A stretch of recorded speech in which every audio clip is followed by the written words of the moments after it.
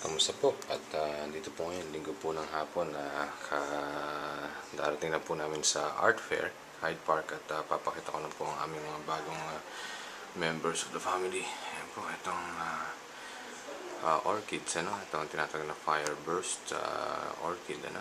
Medyo kakaibang itsura niya. Hindi nyo akalaing orchids, ano? Una, okay lang, pero habang tumatagal, parang gumaganda. At finally, ito na po ang dati pang tinitingnan ni Noy na tinatawag natin Philippinense, no? From the Philippines. Yan po ay mga papipedulum na from the Philippines. Yan. Yan. Okay. Sige po. At ito rin, kabubunga lang ulit. After 1 year, nagbunga ulit itong spider, no? Kaya bumuha din ng mga mastivalias. Yan. Yung malalamig. Cattleyas.